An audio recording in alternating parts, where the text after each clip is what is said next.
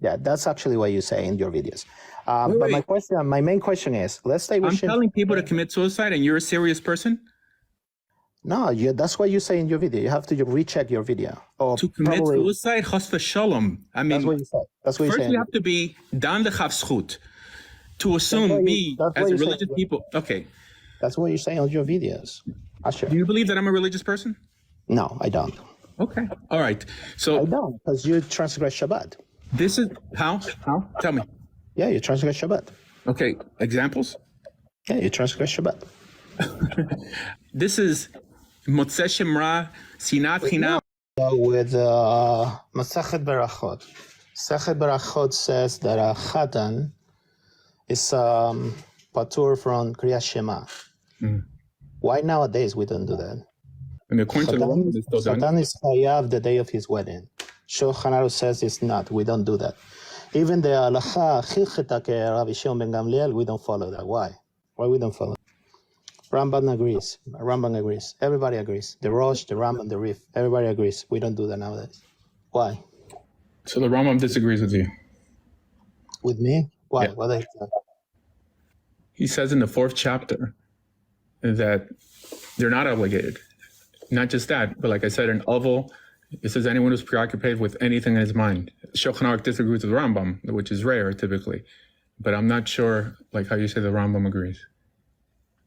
Yeah, the Rambam agrees. Rules against halakha all the time. Wait, no. Wait, no. He disagrees, and I'm trying to remember why. But he disagrees. He disagrees, even though he's a descendant of. No, he says if the woman's not a virgin, like then he's like required like to say Shema. There you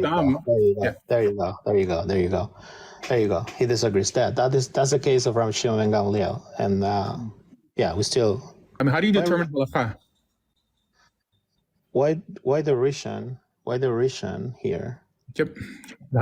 Wait, done. So but why? I understand like why you're saying this is a halakha, but here, Hilchos Kriyat Shema, seems that he's not deviating with what it says in Masachet Berachot. Yeah, but remember, he's taking the whole halacha. Well, that's how halacha functions. I mean, Shulchan Aruch does something that it's non-halachic, or that he paskin on sources that don't appear like by Chazal, like the Zohar. What do you mean by that? No, but it seems that you pick and choose halacha. I mean, depending on what we do today, but that's not how halacha functions. Mm-hmm. Go ahead. But do you put on tefillin during Chol Hamoed? Do I put tefillin? No, I don't. Why? It's the custom of my family. So the halacha is to put it on. It's the Zohar that says not to put it on. Okay, good. This is why I'm asking you how you determine halakha. Now, I get it. There's a lot of people who don't do it, and there's a lot of people who do it. There's a lot of people who do things. You put the tefillin on Chol Hamoed? No, for sure. Wow. All right, good for you. No, the Arizal said that the reason you don't do it is because Chol Hamoed itself is like an ot. But he made that up, which is fine. I mean, if you want to go by the Arizal, I mean, you really can't say that you go by. I don't go by the Arizal. Well, I mean, if you do that, you go back to the Arizal. I'm pretty sure the Machaber also talks about tucking in. I go by the custom of my family, and I'm gonna break it. Custom. I mean, doesn't override halakha. Now, in terms of like Minhag Yisrael Torachi, those are customs developed by the Beis Din Agado itself. But I'm pretty sure Shulchan Aruch also says to tuck in your tzitziot, correct? No, I don't wear tzitziot. I'm Iraqi. It's not my custom. But you mentioned Shulchan Aruch, so it seems that you'd probably go more by Shulchan Aruch if you went by the Rambam alone then. Yes. I used to go more by the Ben Ish Chai, but it's too ridiculous. So I stopped. No, again, I mean, this is why I asked you how you formulate halakha. So it seems that you just do what everyone else does, but you don't really try to go by an actual makor. No, I don't care. I don't care about makorim. All right. Care about what my family does. That's it. All right. What your family does. I'm a convert. Oh, you're a convert. Yeah, I'm a convert. So when I was living in Israel, I mean, I learned by Temanim. I mean, I learned, in terms of what I learned in yeshiva, I mean, I don't think I'd be where I am today, like if I only did what they taught me. Temanim, the most crazy people in the world. Okay. Well, I mean, there's different groups of Temanim. In terms of Baladim, the experts of the Rambam, I think they have the clearest understanding on how halakha actually functions. Is that No, the notion of elu ve'elu divrei L'kim Chaim means that if something is uttered by Chazal, it's like God said it in terms of how obligated you are to do it. So I have a question for you. Do you go by, I'm not saying halakha, but do you agree on the position of the Aruch HaShulchan on electricity? I have a video on this, and I mentioned the Aruch HaShulchan, like the Tzitz Eliezer. Tzitz Eliezer, don't mention it. It's a bad thing to mention here. But they should. But I made a whole video based on like Shlomo Zalman Auerbach's Minchat Shlomo. But that's why you do what you do, right? I mean, you accuse me of being Mechalel Shabbat, which is kind of rude. Because you are. You don't have any proof. Asher, I'm not gonna say things here on TikTok. It's not nice, okay? But you are. You're accusing me. But I mean, that's not. I don't really care. Look, we strive to be religious, right? I mean, people look to us for guidance. So we're both teachers on. No, I'm not teacher of anybody. I'm not teacher of anybody. But listen. What I don't do is insult people, by the way. I mean, I challenge ideas and I teach halakha. I don't call people names. Like, I don't accuse people of not being Jewish, which is like, I mean, I'm not even sure why you did that, right? You told me about Shuva 5 seconds ago. No.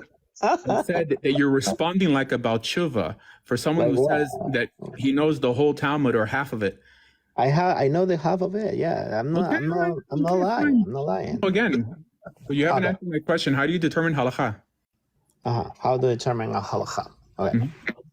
Yeah, I follow whatever I see my father doing. Yeah, that's not how halakha functions.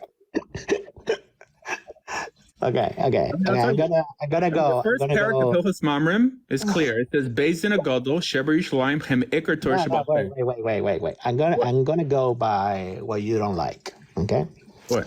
I go by the majority on the Rif, Rosh, and Rambam. In terms of majority, yes. Like, I don't think you're trying to like apply the principle of Rov, because it doesn't apply to that, by the way. I mean, that's what the Machaber used to build the Beit Yosef, the Rif, the Rosh, and the Rambam. The notion of Rov, by the way, is the Beit Din HaGadol. When they came up with the ruling, you always go by the majority of who's in the Beis Din. And this is why I said that the Rambam says that the Beit Din HaGadol, right? The Beis Din HaGadol in Jerusalem, it says Hem Iker Torah Sheba'al Peh, that they're the root of Torah Sheba'al Peh. If you say that you go by halakha, but it doesn't go back to the Talmud, then the only thing you're following is possibly a minhag, but it's a minhag not established by the Beis Din HaGadol. And that's how we determine a Reformed Jew from an Orthodox Jew. Wow. So I'm a Reformed Jew then? At least Reformed Jews use logic to come up with their object courses.